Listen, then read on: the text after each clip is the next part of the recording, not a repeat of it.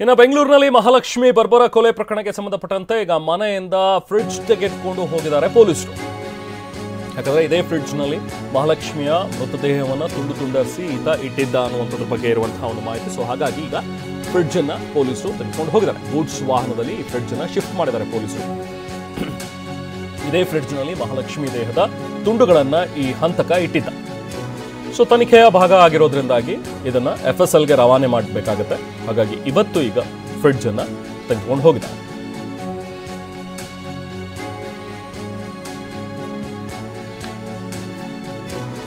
So ಮನೆಯಿಂದ ಈಗ ಸದ್ಯಕ್ಕೆ ಫ್ರಿಡ್ಜ್ ಅನ್ನ ಎತ್ಕೊಂಡು ಹೋಗ್ತಾ ಇರುವಂತಹ ದೃಶ್ಯಗಳಲ್ಲಿ ಗಮನಿಸಿದರೆ ಗೂಡ್ಸ್ ವಾಹನ ಬಂದು ಅದನ್ನು ತಗೊಂಡು ಬಂದು ಪೊಲೀಸರು ಈಗ ಸದ್ಯಕ್ಕೆ ಆ ಫ್ರಿಡ್ಜ್ ಅನ್ನ ತೆಗೆದುಕೊಂಡು ಹೋಗಿದ್ದಾರೆ.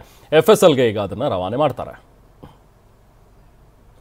ಹಾಗೆ ಈ ಘಟನೆಗೆ ಸಂಬಂಧಪಟ್ಟಂತೆ ಕಮಿಷನರ್ ಬಿ ದಯಾನಂದ್ ಅವರು ಕೂಡ ಕೆಲವೊಂದಷ್ಟು ಮಾಹಿತಿಯನ್ನು ಹಂಚಿಕೊಂಡಿದ್ದಾರೆ. ಬನ್ನಿ ನೋಡ.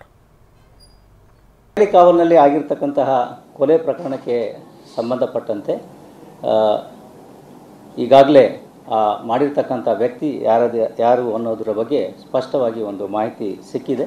ಆತನನ್ನು ಪತ್ತೆ ಹಚ್ಚತಕ್ಕಂಥ ಮತ್ತು ಬಂಧಿಸ್ತಕ್ಕಂಥ ಕಾರ್ಯ ಪ್ರಗತಿಯಲ್ಲಿದೆ. ಆದಷ್ಟು ಶೀಘ್ರ ಆತನ ಬಂಧನವನ್ನು ಮಾಡಲಾಗ್ತದೆ. ಬಂಧನ ಮಾಡಿದ ನಂತರ ಈ ವಿಷಯದ ಬಗ್ಗೆ ಆತನ ಕೂಲಂಕುಷ ವಿಚಾರಣೆಯಿಂದ ನಾವು ಹೆಚ್ಚಿನ ಮಾಹಿತಿಯನ್ನು ಕೊಡ್ಬೋದು.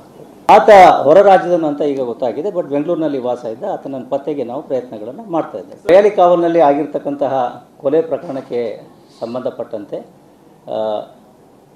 ಈಗಾಗಲೇ ಮಾಡಿರ್ತಕ್ಕಂಥ ವ್ಯಕ್ತಿ ಯಾರು ಅನ್ನೋದರ ಬಗ್ಗೆ ಸ್ಪಷ್ಟವಾಗಿ ಒಂದು ಮಾಹಿತಿ ಸಿಕ್ಕಿದೆ. ಆತನನ್ನು ಪತ್ತೆ ಹಚ್ಚತಕ್ಕಂಥ ಮತ್ತು ಬಂಧಿಸ್ತಕ್ಕಂಥ ಕಾರ್ಯ ಪ್ರಗತಿಯಲ್ಲಿದೆ. ಆದಷ್ಟು ಶೀಘ್ರ ಆತನ ಬಂಧನವನ್ನು ಮಾಡಲಾಗ್ತದೆ. ಬಂಧನ ಮಾಡಿದ ನಂತರ ಈ ವಿಷಯದ ಬಗ್ಗೆ ಆತನ ಕೂಲಂಕುಷ ವಿಚಾರಣೆಯಿಂದ ನಾವು ಹೆಚ್ಚಿನ ಮಾಹಿತಿಯನ್ನು ಕೊಡ್ಬೋದು. ಆತ ಹೊರ ರಾಜ್ಯದ ಮಹಾಲಕ್ಷ್ಮಿ ಜೊತೆ ಸಂಬಂಧ ಹೊಂದಿದ್ದಂತಹ ಅಶ್ರಫ್ನನ್ನು ಕೂಡ ವಿಚಾರಣೆ ನಡೆಸಿದ್ರು. ಸಲೂನ್ನಲ್ಲಿ ಕೆಲಸ ಮಾಡ್ತಾ ಇದ್ದಂತಹ ಅಶ್ರಫ್ ಆತನನ್ನು ಕೂಡ ವಿಚಾರಣೆ ಮಾಡಿ ಆತನ ವಿಚಾರಣೆ ನಡೆಸಿ ಈಗ ಬಿಟ್ಟು ಕಳಿಸಿದ್ದಾರೆ. ಜೊತೆಗೆ ಈಗ ಆ ಮೃತಪಟ್ಟಿರುವಂತಹ ಒಂದು ಮಹಿಳೆಯ ಪತಿ ಕೂಡ ಮಾತನಾಡಿದರೆ ಹೇಮಂತ್ ದಾಸ್. ಬನ್ನಿ ಏನು ಹೇಳಿದ್ದಾರೆ ನೋಡೋಣ.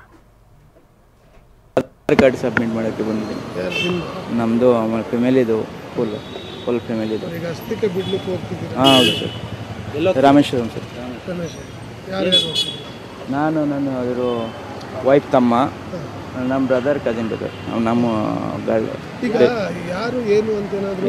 ಸರ್, ನನಗೆ ಏನೂ ಗೊತ್ತಾಗಿಲ್ಲ ಸರ್.